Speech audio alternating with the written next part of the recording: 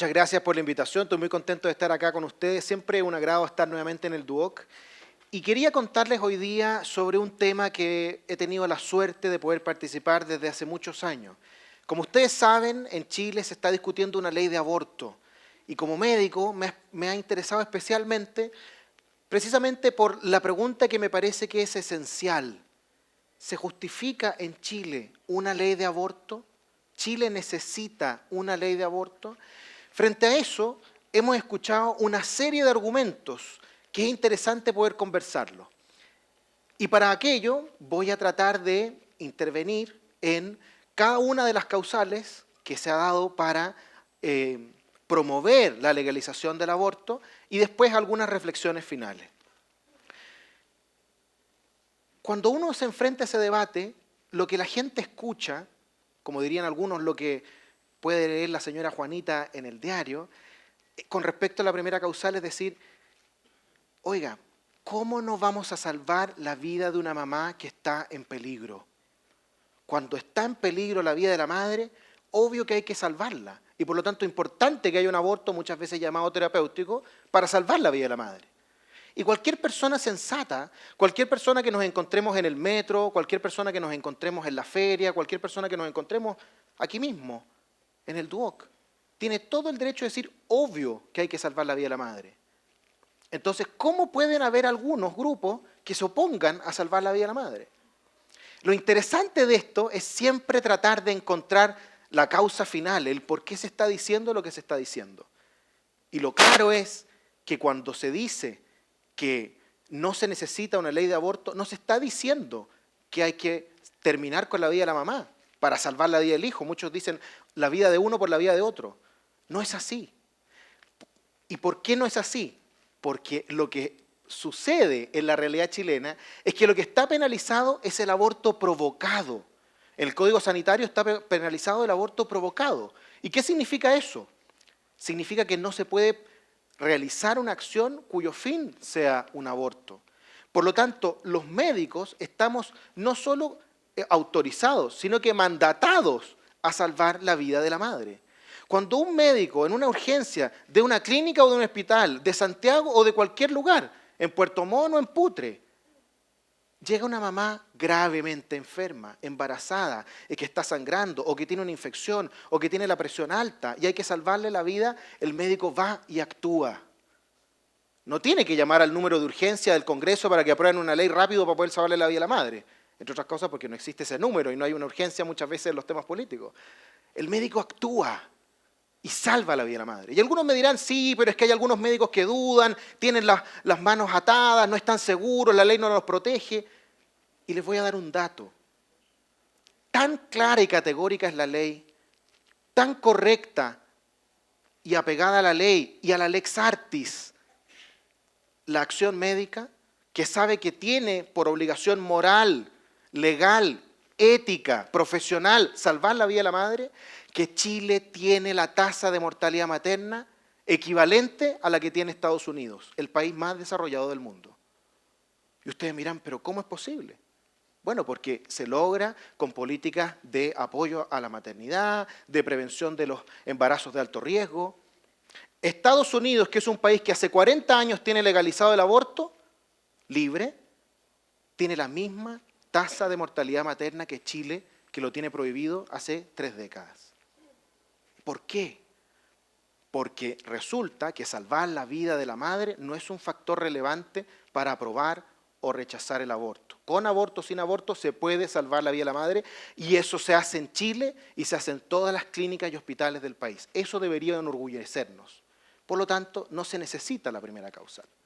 La segunda causal habla del embarazo en contexto de una frase que yo encuentro bastante triste y que me parece un poquito peyorativa con un ser humano en gestación. Es un feto inviable, incompatible con la vida. ¿Qué cosa más fea que a una persona le digamos que es incompatible con la vida? Y lo que pasa es que efectivamente son niños que vienen gravemente enfermos. Niños que vienen gravemente enfermos. Como un enfermo terminal, como un enfermo con cáncer. Cuando uno habla de un enfermo terminal, está hablando de una persona que tiene una expectativa menor de 6 meses. el niño en gestación por lo menos va a vivir 9. Gracias a la ayuda de su madre, por supuesto. Cuando uno habla de enfermo terminal, es una enfermedad con la cual sabemos que no podemos hacer absolutamente nada, más que, obviamente, acogerlo, acompañarlo, pero sabemos que se va a morir. En el caso de los niños gravemente enfermos, también. Pero sí, es verdad, dije, no podemos hacer nada. Pero esa es la peor frase que un médico le puede decir a un paciente. Siempre se puede hacer algo. Y se hace con los enfermos terminales lo que se llama los cuidados paliativos. Y existen instituciones en Chile que se han dedicado a hacer cuidados paliativos perinatales, con aquellas mamás, con aquellas familias, con aquellos niños que sabemos que van a morir. Porque es mucho más digno a alguien gravemente enfermo decirle que lo vamos a ayudar, lo vamos a acompañar, vamos a estar con él, en vez de decirle que queremos adelantarle su muerte. Porque los médicos sabemos cuando entramos a estudiar medicina que nuestros objetivos son principalmente 2 cosas. En primer lugar, salvar la vida de nuestros pacientes. A eso nos dedicamos. Y en segundo lugar, también colaborar a mejorar su salud. No está dentro de los objetivos del médico terminar con la vida de los pacientes. Y como les decía, existen programas extraordinarios en los cuales se hacen estos acompañamientos a la familia y se ha visto que se cierra mejor el proceso de duelo cuando una mamá se da cuenta que tiene un hijo gravemente enfermo, que probablemente va a ser el hijo que más lo va a necesitar y que ella, como su madre, no lo va a abandonar, que no lo va a dejar solo y que aunque viva un instante, sigue siendo su hijo y no quiere tirarlo debajo de la alfombra, sino que acompañarlo hasta las últimas consecuencias. Esa es una forma más humana de enfrentarnos al drama que viven esas mamás, porque nadie puede negar que no es un drama, pero hay que pensar cuál es la alternativa más humana, y a mí me parece que es aquella, el acompañamiento. En tercer lugar, tenemos la causal por violación, que sin duda es una de las más complejas. Porque en la causal por violación se está diciendo que hay una mujer que quedó embarazada producto de un acto absolutamente horrible como la violación, que no quería estar embarazada y que obviamente el progenitor de esa guagua es el victimario, es el violador. Y por lo tanto esa mujer tiene todo el derecho a terminar con su embarazo. Incluso es más, hay algunos que dicen que no se puede obligar, no se puede torturar a una mujer durante 9 meses, sabiendo que tiene un hijo del violador, y que eso es un acto de tortura. Vuelvo a lo primero. Frente a eso, cualquier persona sensata puede decir, tiene toda la razón. Tiene toda la razón. Y lo que yo quiero hacer en esta charla es tratar de ponerlos en el otro lado. Que por un instante, independientemente de lo que cada uno piense y la convicción más profunda que tenga, pueda dejar espacio a una duda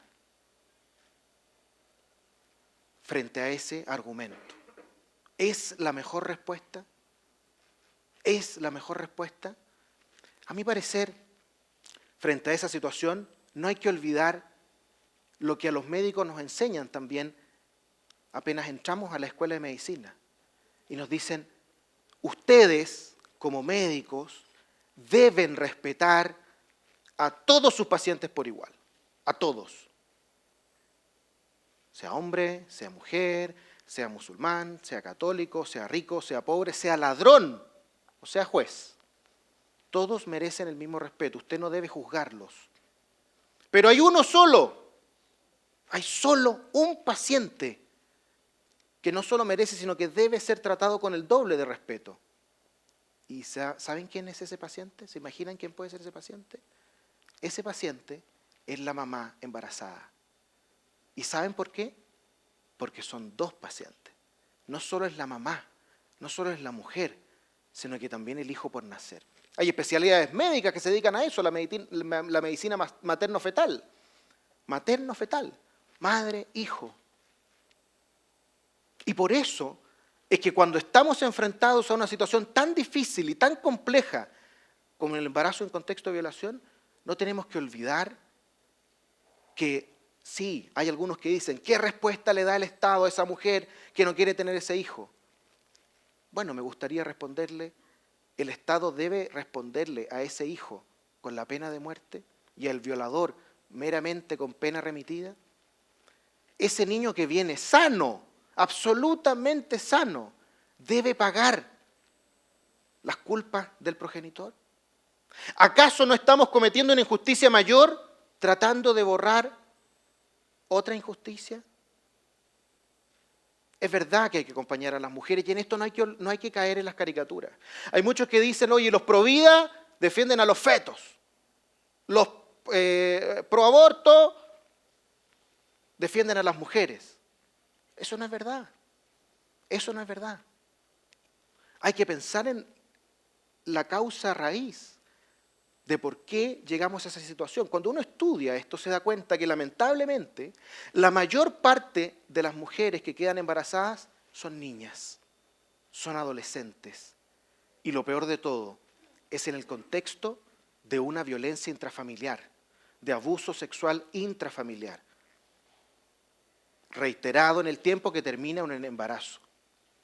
Y aquí no hay que perderse, lo que hay que hacer es políticas serias para terminar con la violencia intrafamiliar, para terminar con el abuso sexual infantil. Con eso es lo que hay que terminar. Y cuando nos veamos enfrentados a una situación como esta, no olvidar que nada puede justificar creer que hay seres humanos de primera y de segunda categoría. Si nosotros creemos que hay seres humanos de primera y segunda categoría, ¿somos una mejor sociedad? Es que este no ha nacido, por eso no merece respeto. Es que este es judío, por eso no merece respeto. Es que este es negro, por eso no merece respeto. Es que este es pobre, por eso no merece respeto. Lo que hace la diferencia entre las grandes sociedades, las sociedades más humanas y aquellas que no perduran en el tiempo, es el respeto que tienen por los otros, por los demás. Y darnos cuenta de que hay formas más humanas de enfrentar estos dramas como los que vivimos. Como verán, si ustedes me preguntan si se necesita o no una ley de aborto en Chile, a mí me parece que es un claro y rotundo no. Y hay muchas otras causas, hay muchas otras razones que podemos ver. Hay millones de papers y páginas y charlas que podemos revisar con los datos, con los números. Aquí no he querido traer un sinfín de números, sino que tratar de conectar con ustedes con el argumento que me parece el más importante y con el cual quiero terminar. Es decir, frente a esta situación, cuando tenemos un conflicto evidente, nunca hay que olvidar que lo que tenemos al frente es una mujer, muchas veces una niña, un adolescente, con toda la complejidad que eso significa, y también un niño por nacer. Un niño. Porque si no es un niño, ¿qué es? ¿Puede haber algo más brutal que terminar con la vida de un niño? Es un niño en formación, es un niño que está creciendo, es un niño que si no hacemos absolutamente nada va a nacer. No hay que olvidarlo, de eso es lo que estamos hablando. Hay algunos que quieren decir que es un feto, como si dijeran una palabra fea, como si le quitaran humanidad. Pero hablar de feto es lo mismo que hablar de recién nacido, de adolescente, de adulto mayor. Son etapas de la vida, descripciones de la vida. ¿Pero de la vida de quién? De un ser humano, de un niño por nacer. Y ustedes me dirán, sí, esa puede ser tu teoría, doctor, puede haber embriología que lo diga, todos los textos de embriología de todas las escuelas de medicina del país, todos los textos de embriología dicen lo mismo, la vida humana parte en el momento de la concepción. Y usted me dirá, bueno, pero esa es la teoría médica y quizás usted tiene una teoría filosófica, una teoría ética, que es la que nos está transmitiendo en esta conversación. Sí, pero quiero proponerles la teoría del sentido común. Esa teoría que muchas veces es la que demuestra de manera apabullante que la vida humana merece todo respeto. Y para eso quiero que ustedes, las que son mamás o las que tienen hermanos chicos, recuerden cuando les mostraron una ecografía, o a las mamás quizás que están viendo esta presentación, cuando les mostraron una ecografía y vieron que tenía una cabecita, unos bracitos, se movía, dijeron, ¿este es un montón de células? ¿Es un feto que no tiene dignidad? Cuando acaso escucharon latir el corazón de ese niño que venía por nacer, de ese hijo, dijeron, este es un montón de células que no tiene dignidad, que no tiene capacidad de amar, que no puede elegir, que no puede hablar, que no tiene derechos. Es más, vamos más allá. Aunque sea una mujer universitaria con postdoctorado o la más humilde ciudadana de nuestro país que no haya tenido educación, cuando se hace un test de embarazo y ve algo tan sencillo como una rayita sobre otra, ¿dice acaso que es un montón de células? ¿Dice acaso que no tiene dignidad?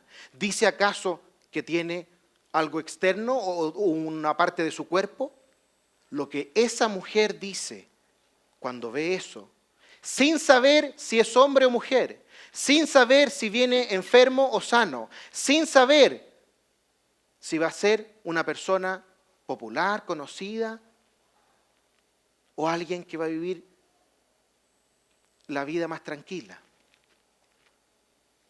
Esa mamá que ve una rayita por sobre otra, con todo el sentido común del mundo, dice, este es mi hijo. Ese es el concepto que nos entrega el sentido común. No apartemos del sentido común la discusión. Es sensato creer y pensar que podemos construir juntos una sociedad más humana, de la cual todos nos sentamos orgullosos y todos nos sintamos parte. Estamos en la época en que queremos incluir, que no queremos discriminar, que no queremos desechar, que no existen seres humanos de los cuales podemos disponer, sino que todos somos parte de la misma comunidad, de la misma sociedad, y todos queremos el mismo fin, que todos seamos más felices y no discriminar unos a otros. Muchas gracias.